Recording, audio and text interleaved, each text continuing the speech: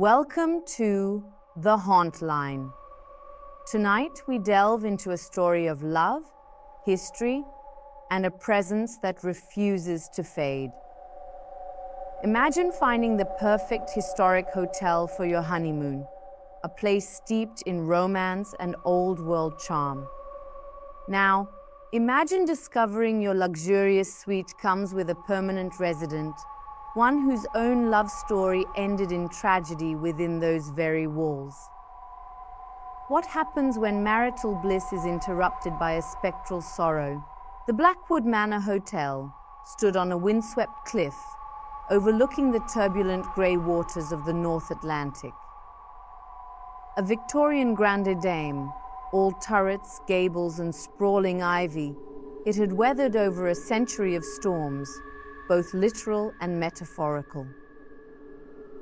Liam and Sarah, high school sweethearts who had finally tied the knot after a decade together, were enchanted by its gothic romance. Liam, a history teacher, was particularly captivated by its storied past. Sarah, an artist, saw inspiration in its dramatic architecture and the melancholic beauty of the surrounding landscape. Their chosen room was the infamous Avalon Suite, the hotel's most opulent offering, and, as they would soon discover, its most notorious. The glossy brochure hadn't mentioned its other name, whispered among the staff and thrill-seeking locals, the Weeping Bride's Chamber. The suite was breathtaking.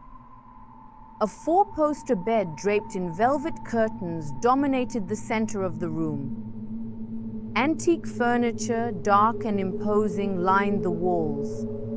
A marble fireplace, cold and silent, promised warmth against the coastal chill.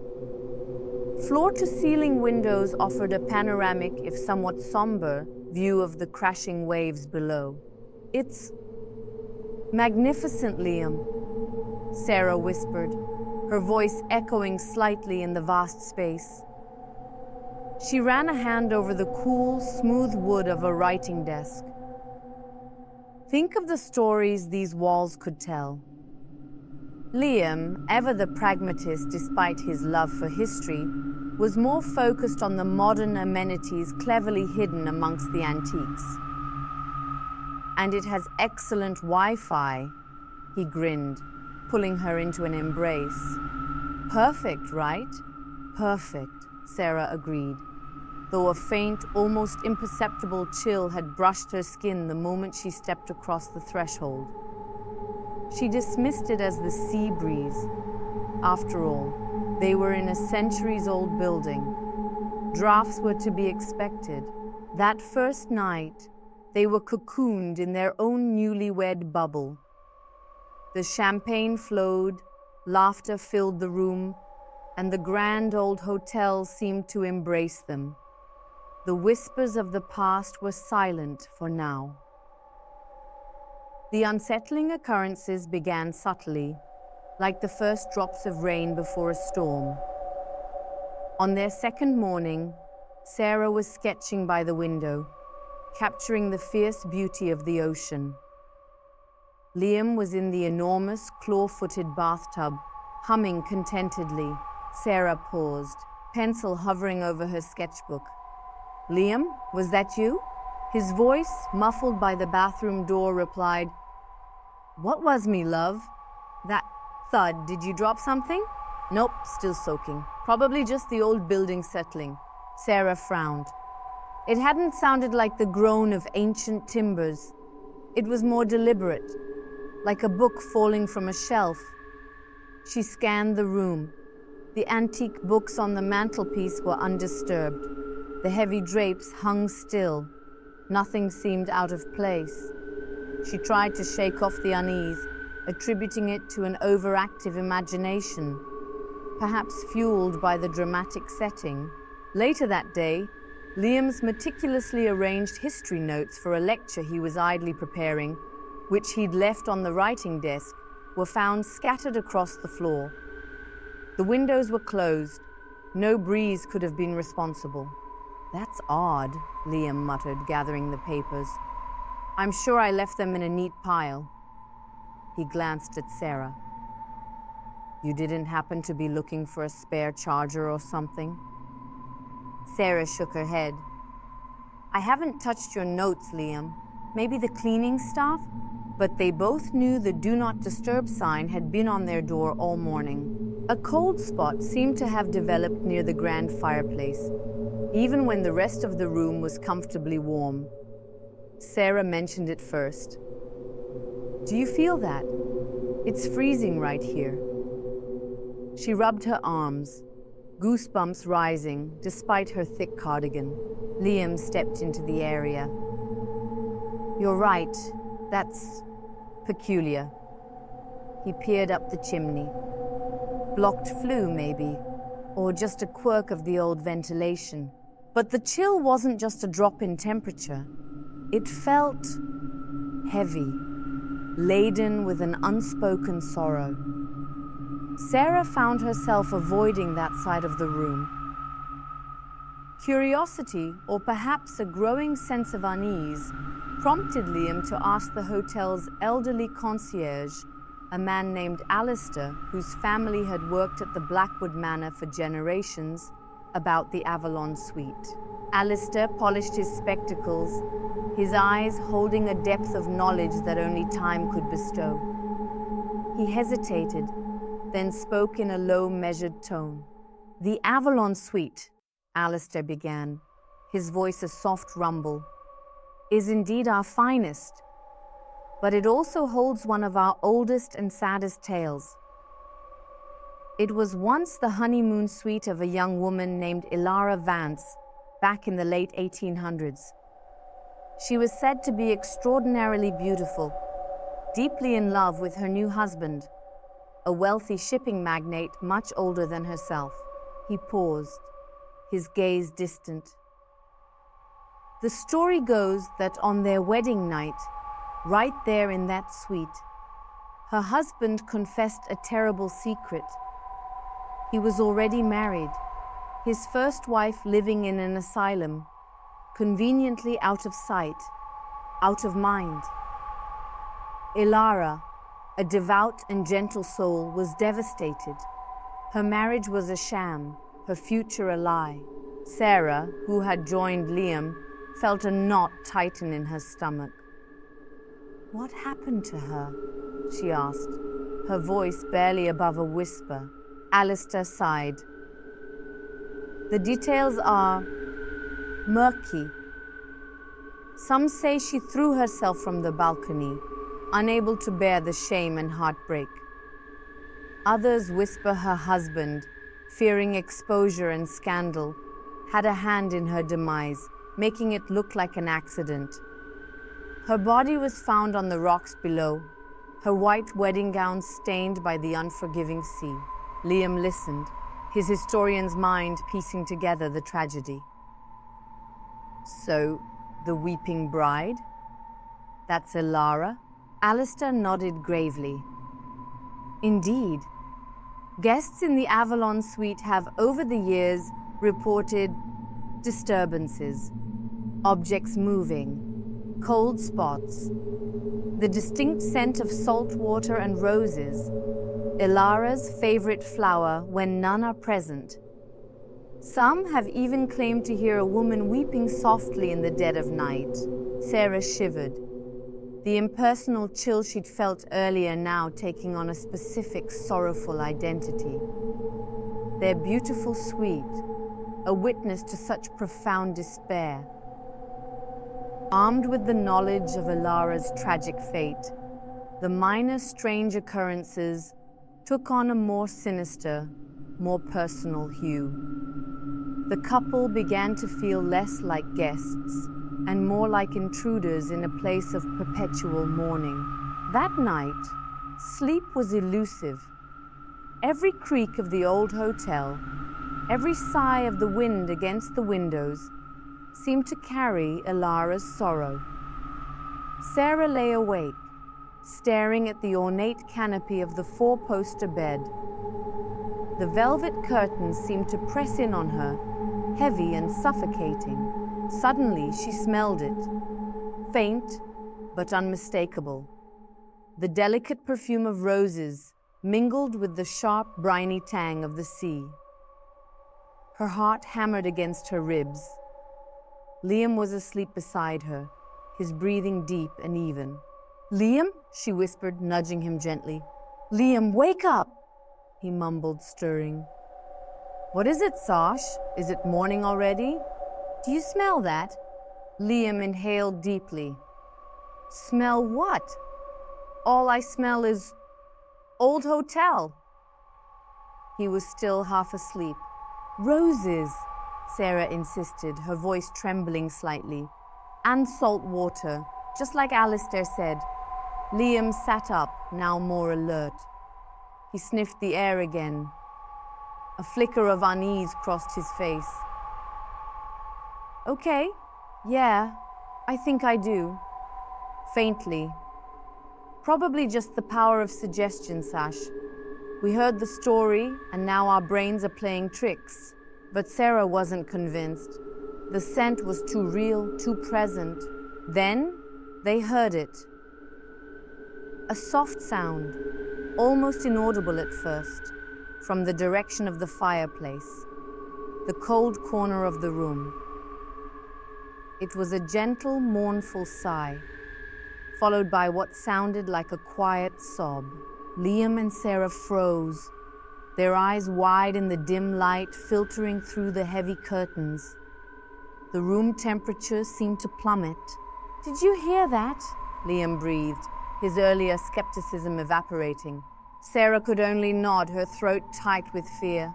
The sobbing continued, a heartbreaking sound that seemed to seep into the very fabric of the room.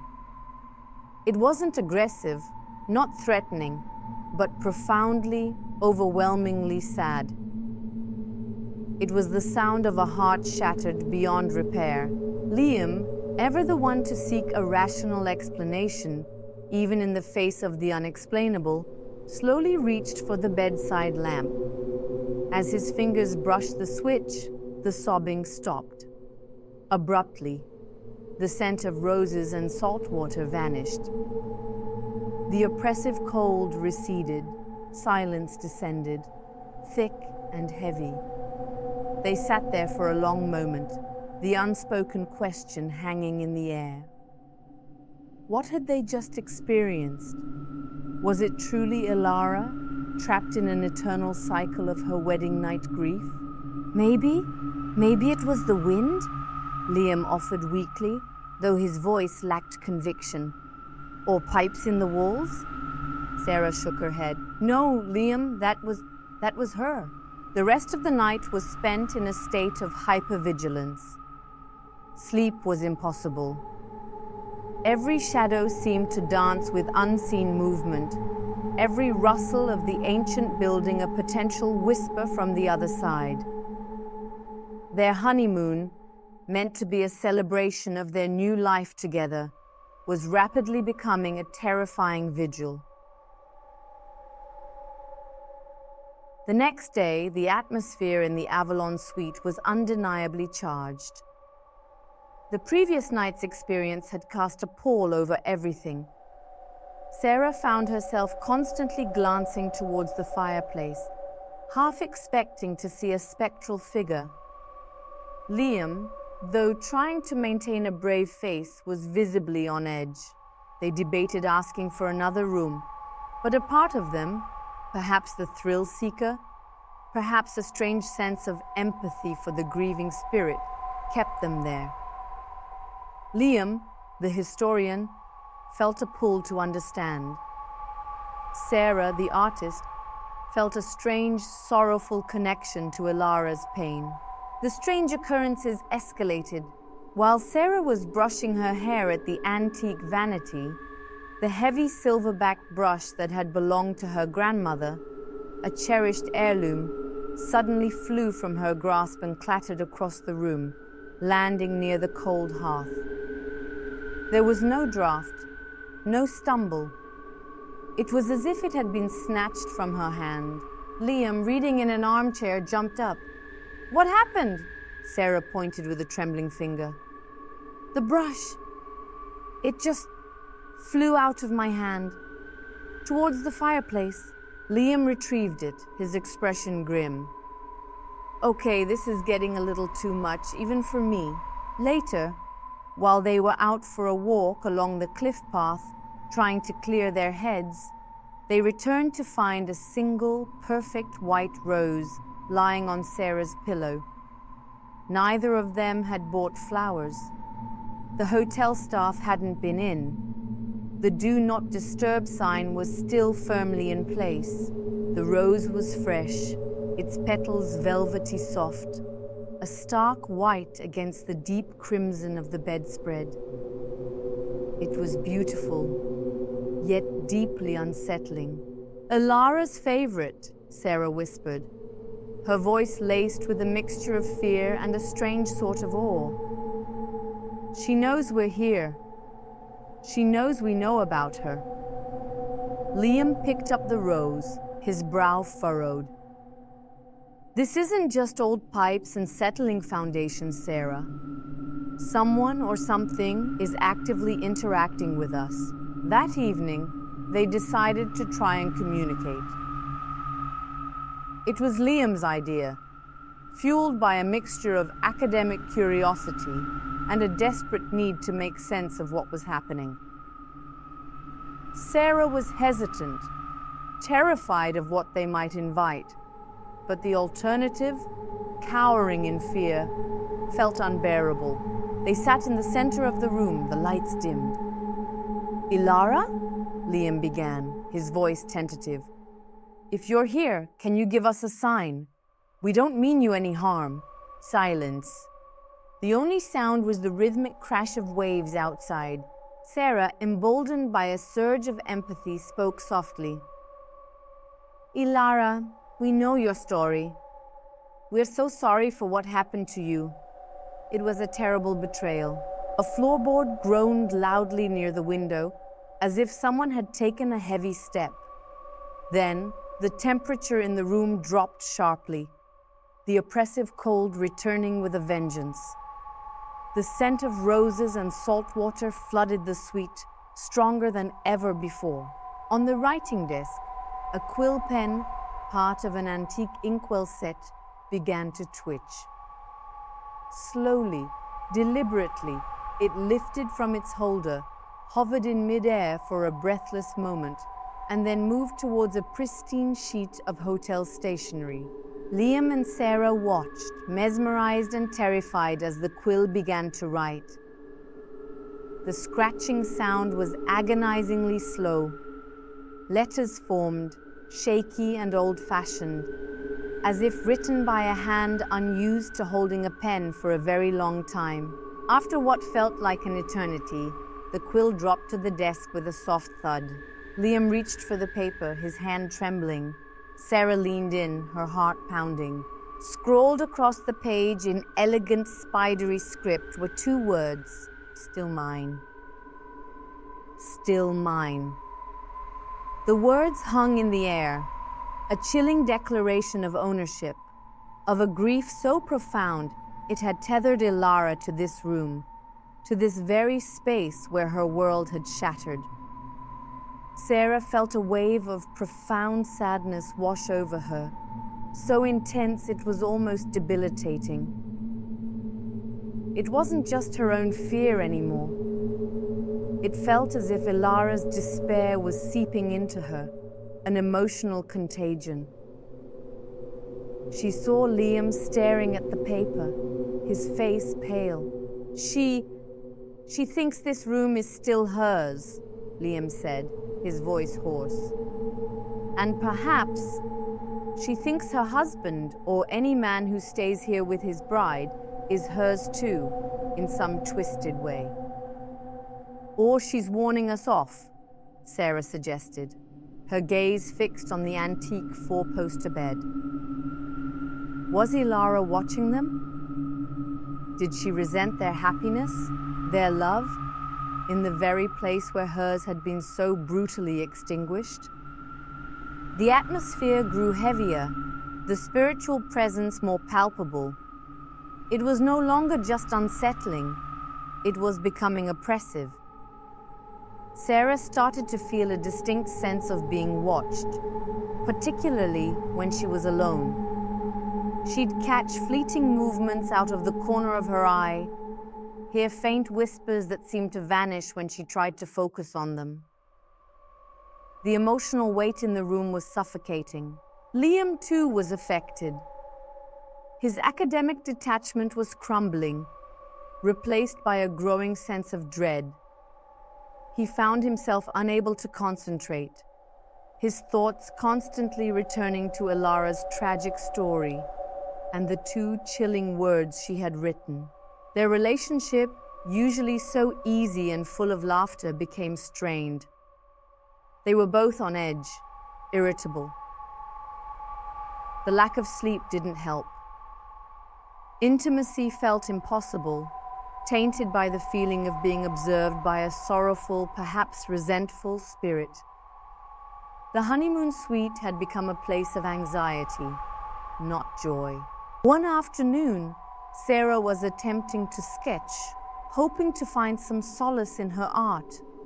She was trying to capture the wildness of the sea, but her hand kept drifting, her lines becoming erratic.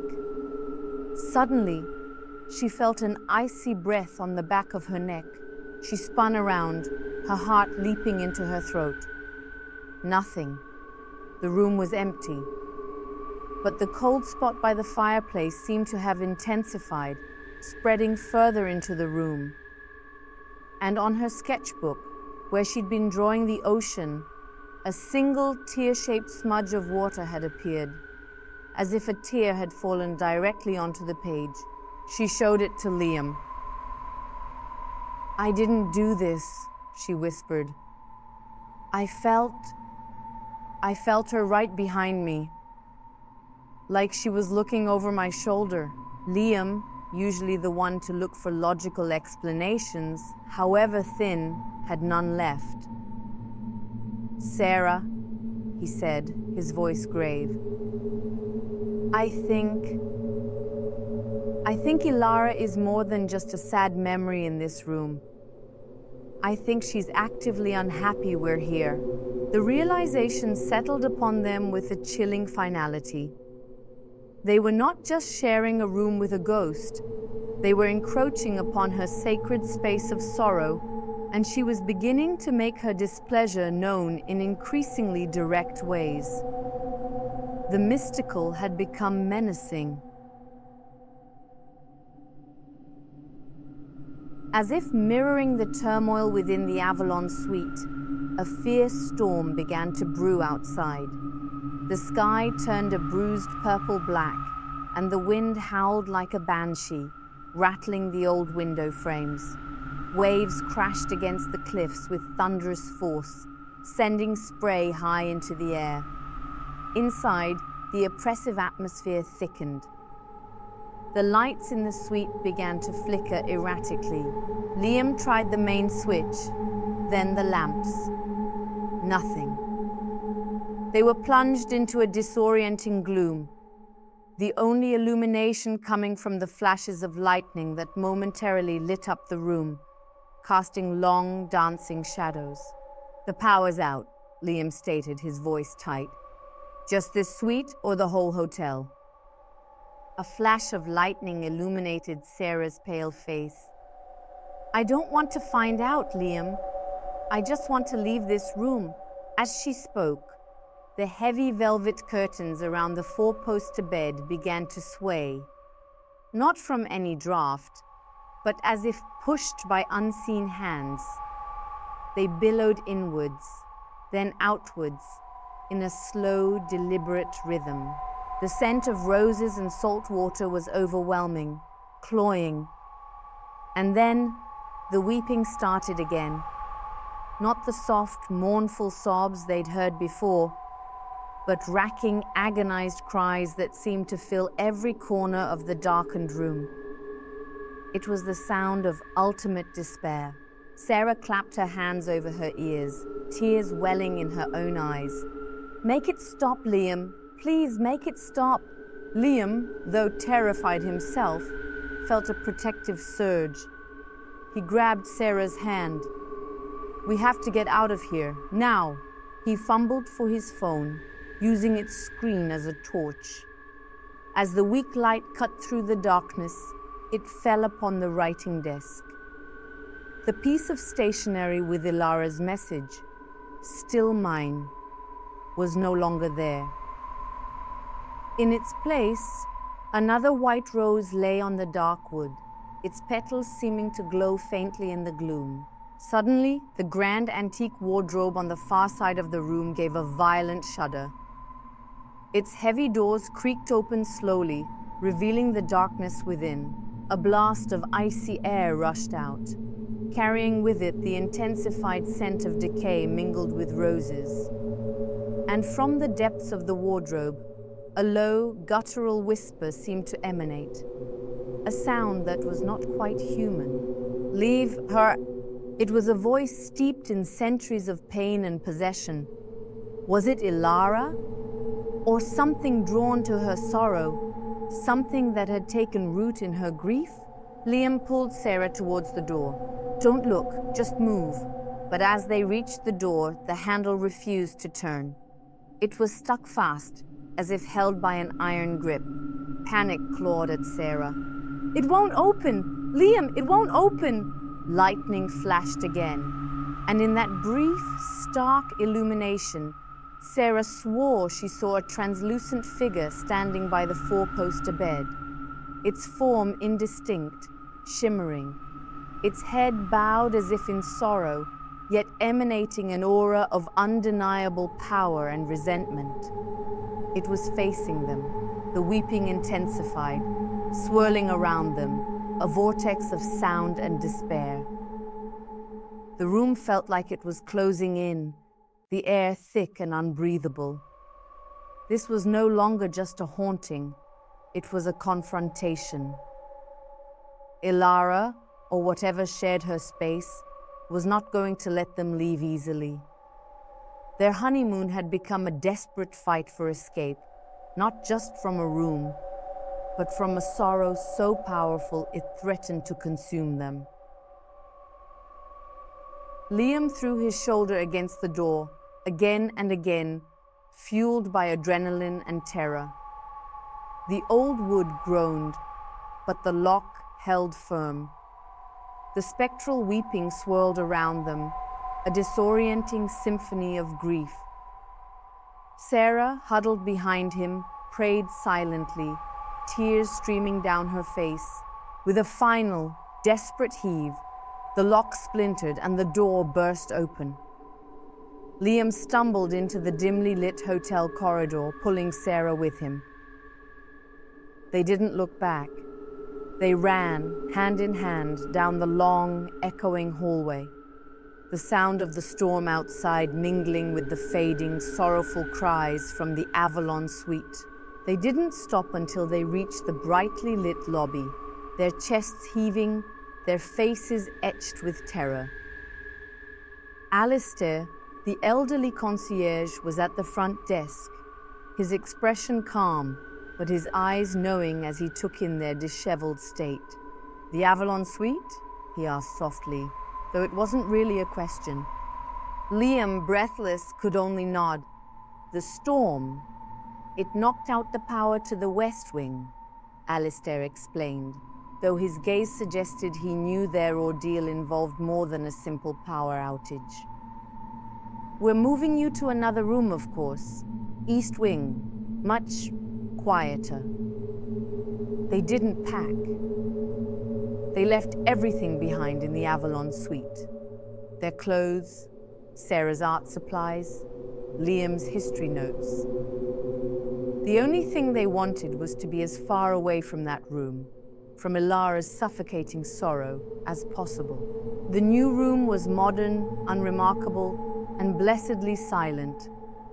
The storm still raged outside, but within these new walls, there was a sense of peace, or at least an absence of active malevolence. Exhausted, they collapsed onto the bed, but sleep remained a distant shore. Every shadow, every creak sent jolts of anxiety through them. As dawn broke, casting a watery grey light through the window, the storm finally began to subside. The wind softened its howl to a mournful sigh. The rain eased to a drizzle. Liam and Sarah checked out of the Blackwood Manor Hotel as soon as the sun was fully risen. They didn't speak much during the drive away. What was there to say? Their honeymoon, a time meant for joy and connection, had been irrevocably tainted by an encounter with a grief that transcended time. Did Elara mean them harm? Or was she so lost in her own eternal sorrow that any happiness in her space felt like a violation? Was the voice from the wardrobe truly her, or something else, something darker that had latched onto her tragedy? These were questions that would haunt them long after they left the Blackwood Manor behind. The hotel, with its Gothic beauty and tragic secrets, receded in their rearview mirror. They never got their belongings back from the Avalon Suite. They couldn't bring themselves to return, not even for a moment. They simply wrote them off, a small price to pay for escaping the oppressive weight of Elara's eternal wedding night. Their love, tested by an otherworldly interference, had survived. Perhaps it was even strengthened by the shared trauma, a bond forged in the crucible of fear. But the memory of the weeping bride, the scent of roses and salt water, and the chilling declaration, "Still mine," would forever be etched into the fabric of their marriage, a ghostly echo in the quiet moments of their lives. The Avalon Suite at the Blackwood Manor remains its most requested and most feared room. And perhaps Elara Vance still waits there, her sorrow a permanent fixture, forever claiming the space where her heart was broken, a silent, weeping guardian of her own tragic legacy. The veil between worlds is sometimes thinner than we imagine, especially in places saturated with profound emotion. Love, betrayal, grief. These are powerful forces, capable of leaving an indelible imprint, an echo that resonates through time. Liam and Sarah sought romance but found themselves entwined in a far older, far sadder story. It makes one wonder how many places bear the invisible scars of past sorrows, and how often do we unknowingly brush against them. Are these spirits seeking solace, understanding, or simply to remind us that they too once lived and loved and lost? Thank you for joining us on the Hauntline. We hope this tale sent a shiver down your spine and gave you something to ponder in the quiet of the night. If you enjoyed Echoes in the Honeymoon Suite, please show your support. Like this episode and subscribe to the Hauntline so you don't miss out on our upcoming journeys into the eerie and unexplained. Hit that notification bell to be the first to know when a new story drops. We'd also love it if you'd share this episode with fellow enthusiasts of the supernatural and the strange. Your support helps us bring more of these chilling tales to light. Until next time, tread carefully through the historic hallways of the world and listen closely to the whispers of the past. You never know whose story is waiting to be heard. Stay tuned to the Hauntline, where every shadow has a story.